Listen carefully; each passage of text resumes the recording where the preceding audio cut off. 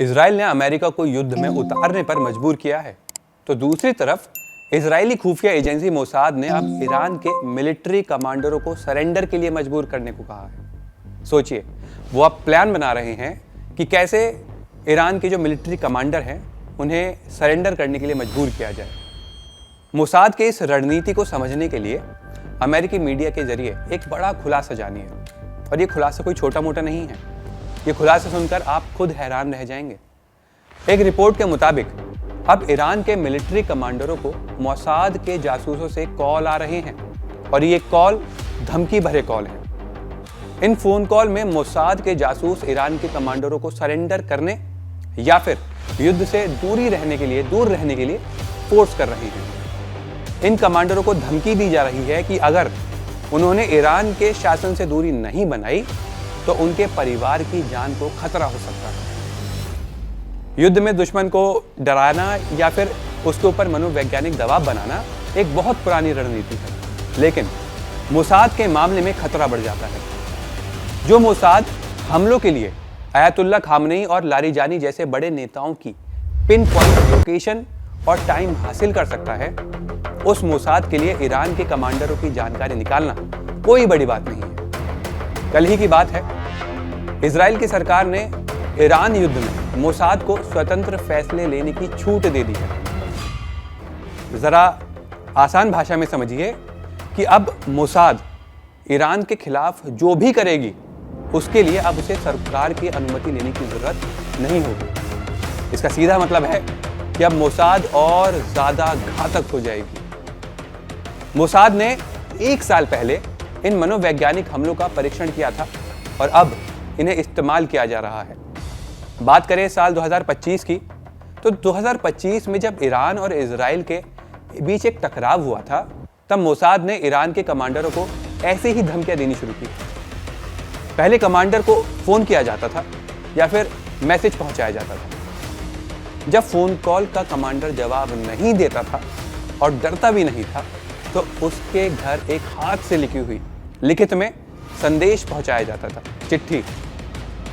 इस संदेश के जरिए मोसाद अपने टारगेट को बताती थी कि वो उसके घर तक पहुंच सकती है।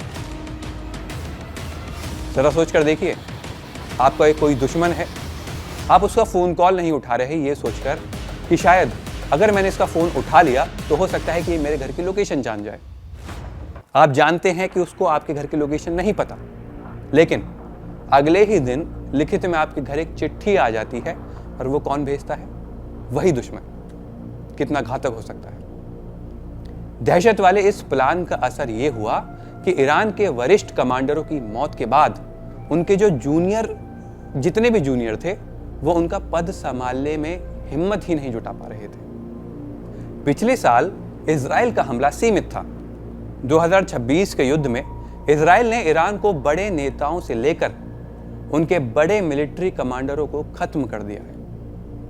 ऐसे हालात में अगर ईरान के मध्यम स्तर के कमांडर पीछे हट गए तो ईरानी फौज की कमान पर बहुत बुरा प्रभाव पड़ेगा। यही मोसाद का मकसद है कि ईरान की जो फौज है वो डर जाए, या तो भैया डरा दो या मोर्चे से पीछे हटने पर मजबूर कर दो।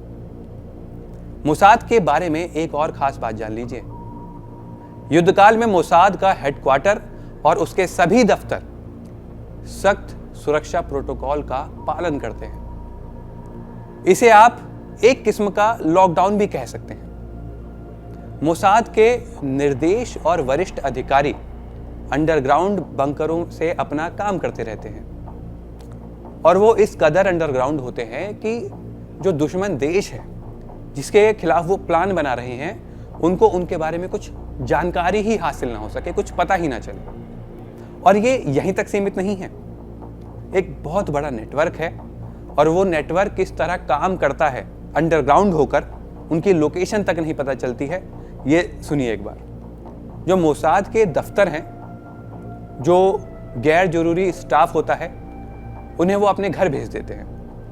मोसाद के जो दफ्तर है, वहाँ आसपास जितने भी मोबाइल टावर्स होते हैं उनके सिग्नल बंद कर दिए जाते हैं, जिससे मोसाद के अधिकारियों के फोन से उनकी लोकेशन हासिल ना हो सके।